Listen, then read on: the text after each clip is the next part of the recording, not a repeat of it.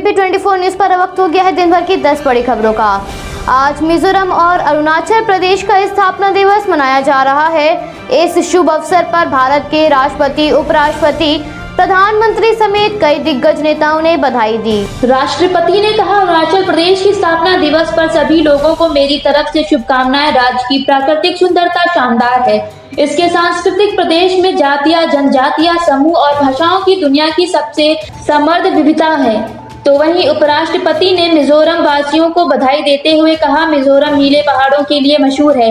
इसका प्राचीन सौंदर्य, रंग बिरंगे त्योहार और इसके लुभाने झरने अत्यधिक खूबसूरत हैं और मिजोरम इसी के लिए मशहूर भी है। प्रधानमंत्री ने शुभकामनाएं देते हुए कहा, पूरे देश को महान मिजोरम संस्कृति पर गर्व है। मिजोरम के लोगों को प्रकृति के सद्भाव से रहना, अपनी दयालुता और प्रतिबद्धता के लिए जाना जाता है। मैं राज्य की निरंतर वृद्धि के लिए प्रार्थना करता हूँ।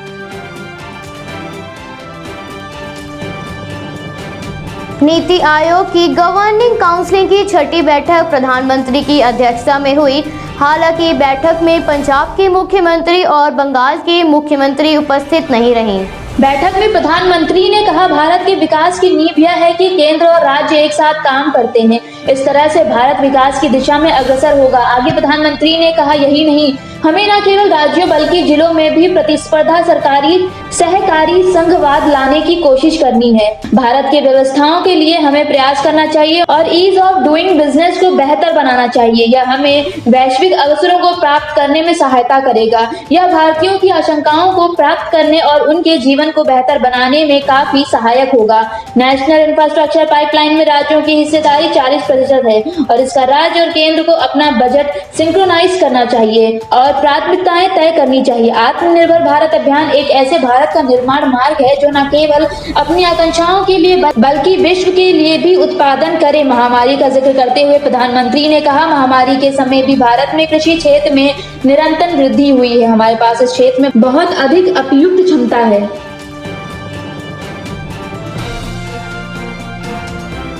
भारतीय किसान यूनियन के राष्ट्रीय प्रवक्ता राकेश टिकैत को महाराष्ट्र के यवतमाल में रैली करने की अनुमति नहीं दी गई।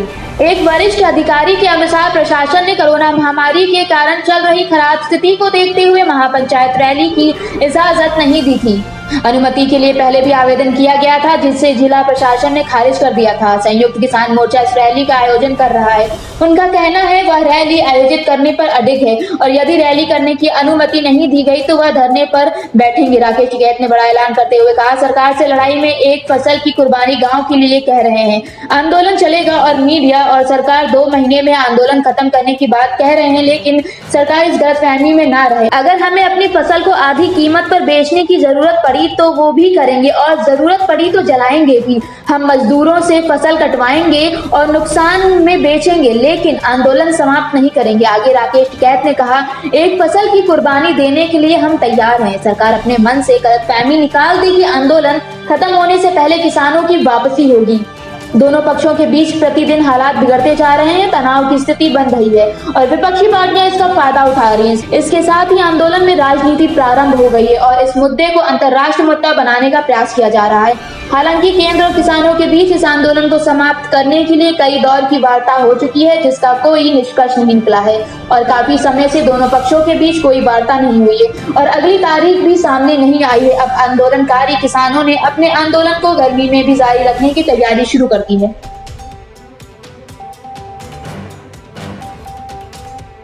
किसान पंचायतों में कांग्रेस बढ़ चढ़कर हिस्सा ले रही है। कांग्रेस की राष्ट्रीय महासचिव प्रियंका गांधी की मुजफ्फरनगर जिले में पहली बघरा के कल्याणकारी इंटर कॉलेज में मैदान में रैली होगी। किसान महापंचायत के नाम से होने वाली रैली को लेकर कांग्रेस के कार्यकर्ता काफी उत्सुक नजर आ रहे हैं।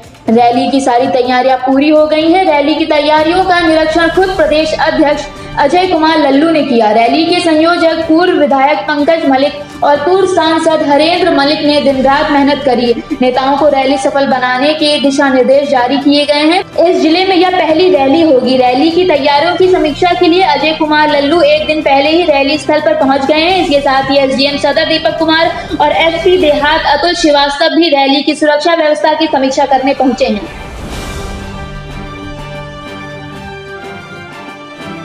पश्चिम बंगाल में विधानसभा चुनाव से पहले सियासी बयानबाजी का दौर जारी है। इस बीच राज्यपाल जगदीप धनखड़ ने ममता बनर्जी सरकार पर निशाना साधा। उन्होंने आरोप लगाया, ये ओपन सीक्रेट है कि बंगाल के सरकारी मुलजिमों को पुलिस को पॉलिटिकल वॉरियर्स की तरह इस्तेमाल किया जा रहा है। धनखड़ ने कहा, बंगाल के सरकारी मुलाजिमों को पुलिस को पॉलिटिकल वॉरियर की तरह इस्तेमाल किया जा रहा है। धनखड़ ने कहा बंगाल के सरकारी अफसर टीएमसी वर्कर की तरह काम करते हैं। राज्यपाल ने कहा कि पसंदीदा अधिकारियों को सेफ पोस्टिंग दी जा रही है। सरकार के बड़े अधिकारी जिले के डीएम और एसपी पर दबाव डालकर राजनीतिक काम करवाया जा रहा है। ऐसे में अधिकारियों को कानून का पालन करना चाहिए। राज्यपाल धनखड़ ने कहा कि राज्य में आतंक का माहौल है, अपराध अपने चरम सीमा पर है। आगे राज्यपाल धनखड़ ने बंगाल सरकार पर आरोप लगाते हुए कहा, बंगाल में इस समय महिला अपराध चरम सीमा पर है। मानव अधिकार के उल्लंघन पर मेरा सिर शर्म से झुक जाता है। आधिकारिक आंकड़ों के आधार पर मैं इन मामलों पर ट्वीट करता था। धनखड़ ने कहा कि मैं मूक दर्शक बनकर नहीं बैठ सकता, मैं रबर स्टाम्प नहीं हूँ, मैं राज्य को जलते हुए नहीं देख सकता।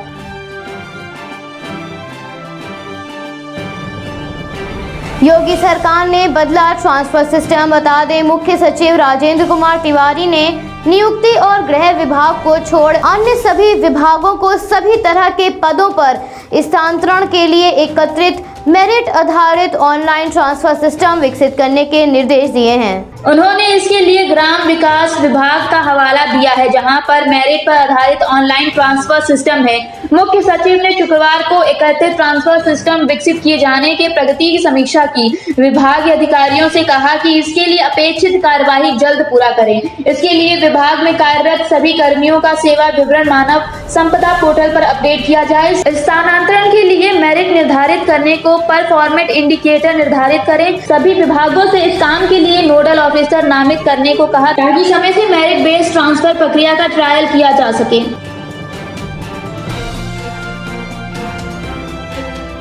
उत्तर भारत और देश के अन्य हिस्सों में लगातार मौसम बदल रहा है। मौसम में आई इस करवट के कारण देश के कई इलाकों में पारा चढ़ने लगा है, तो वहीं कुछ हिस्सों में हल्की बूंदाबांदी शुरू हो गई। उत्तराखंड के कुछ इलाकों में भी तूफान और बारिश के साथ ओलावृष्टि के पूर्व अनुमान लगाए गए हैं। उत्तर प्रदेश के कई हिस्सों में बारिश होने की संभावना जताई गई है, तो वहीं जम्मू कश्मीर और हिमाचल के कई इलाकों में बर्फबारी की चेतावनी जारी की है। इन राज्यों में बारिश के आसार भी नजर आ रहे हैं। इस सप्ताह मैदानी इलाकों में तापमान में गिरावट जारी रहेगी। मौसम विज्ञान केंद्र शिमला ने हिमाचल प्रदेश में 25 फरवरी तक मौसम खराब रहने का अनुमान लगाया है, तो वहीं 23 फरवरी तक शिमला, सोलन, मुंडली, कुल्लू, चंबा और सिरमौर में बारिश की चेतावनी के साथ येलो अलर्ट जारी किया गया है। पश्चिमी विक्षोभ के चलते उत्तराखंड के नैनीताल में बारिश की आशंका जताई गई है।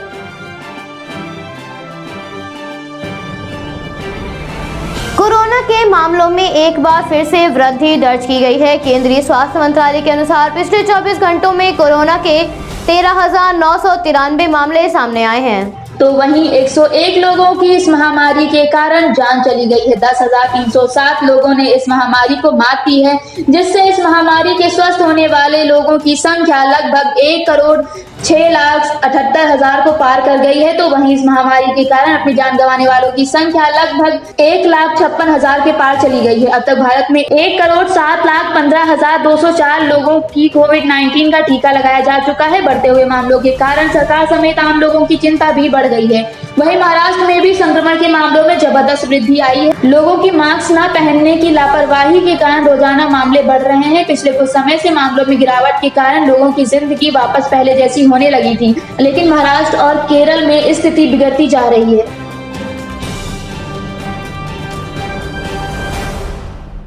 पैंगोंग झील के उत्तरी और दक्षिणी किनारों से सैनिकों और हथियारों को हटाने का काम पूरा करने के बाद भारत और चीन एक और दौर की उच्च स्तरीय सैन्य वार्ता करेंगे, ताकि पूर्वी लद्दाख में हॉट स्प्रिंग, गोरगो और देपसांग क्षेत्रों में भी सैनिकों को हटाने की प्रक्रिया को आगे बढ़ाया जा सके। सेना के सूत्रों ने जानकारी दी है कि इस बैठक में भारत फिंगर इलाके में पूर्व की भांति गश्त आरंभ करने पर जोर देगा।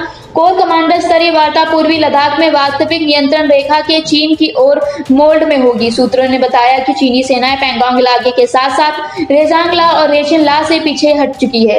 तय समझौते के अनुरूप भारत ने भी अपनी सेनाओं को पीछे हटाया है। दोनों देशों की सेनाओं के बीच हुए समझौते में पैंगोंग लेक इलाके को खाली करने में 78 घंटे के भीतर वरिष्ठ सैन्य कमांडरों की बैठक बुलाने पर सहमति बनी थी।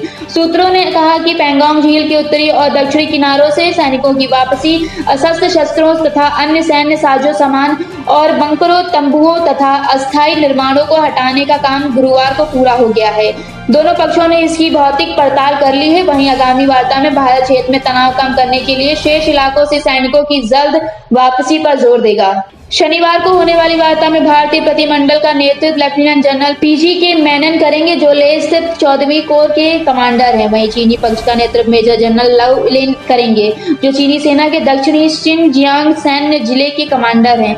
भारत और चीन के बीच सैन्य गतिरोध को 9 महीने हो गए हैं। वहीं आपको बता दें, देशों के सैनिक समझौते के अनुरूप अपने अपने ठिकानों पर पीछे लौट गए हैं। सैन्य वापसी की प्रक्रिया 10 फरवरी को शुरू हुई थी। दोनों देशों के बीच पिछले साल 5 मई को पैंगोंग झील में हिंसक संघर्ष के बाद सैन्य गतिरोध शुरू हुआ था और फिर हर रोज बदलते घटनाक्रम में दोनों पक्षों ने भारी संख्या में सैनिकों तथा घातक अशस्त्र शस्त्रों की तैनाती की थी। गतिरोध के लगभग 5 महीने बाद भारतीय सैनिकों ने कार्रवाई करते हुए पैंगोंग झील के दक्षिणी छोर क्षेत्र में मुखबारी, रेचल्ला और मगर हिल क्षेत्रों में सामरिक महत्व की कई पर्वत चोटियों पर कब्जा कर लिया था।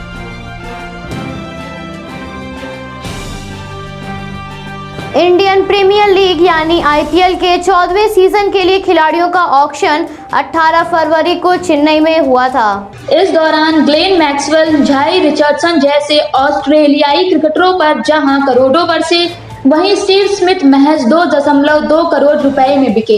ऑस्ट्रेलिया के अनकैप्ड रिले मेरेडिथ पर भी फ्रेंचाइजी टीमें मेहरबान नजर आईं और उन्हें पंजाब किंग्स ने 8 करोड़ रुपए में खरीदा। ऑस्ट्रेलिया के पूर्व कप्तान माइकल क्लार्क ने स्टीव स्मिथ की कीमत को लेकर अपनी राय रखी। इतना ही नहीं, क्लार्क का मानना है कि अगर स्मिथ आईपीएल के 14वें सीजन से हटने का फैसला लेते हैं तो इसमें हैरानी नहीं होगी। स्मिथ को लेकर क्लार्क ने कहा, आप अगर स्टीव स्मिथ की बात करते हैं तो वह भले दुनिया का बेस्ट बल्लेबाज नहीं है, लेकिन इससे ज्यादा दूर भी नहीं है। विराट कोहली अगर नंबर 1 पर है तो वो भी टॉप 3 में शामिल हैं। मैं जानता हूं कि उनका T20 में प्रदर्शन कुछ खास नहीं रहा, पिछला आईपीएल अच्छा नहीं रहा था, लेकिन मैं हैरान हूं कि वह किस रेट पर बिके। क्लार्क ने आगे कहा, पिछले साल वह जिस कीमत पर खेल रहे थे और जिस रोल में थे, ऐसे में वह राजस्थान रॉयल्स के कप्तान थे। ऐसे में अगर भारत के लिए रवाना होने से पहले उन्हें अगर हैमस्ट्रिंग हो जाता है तो मुझे हैरानी नहीं होगी। क्लार्क का मानना है कि स्मिथ हैमस्ट्रिंग या किसी और इंजरी का हवाला देकर आईपीएल के 14वें सीजन से नाम वापस ले सकते हैं।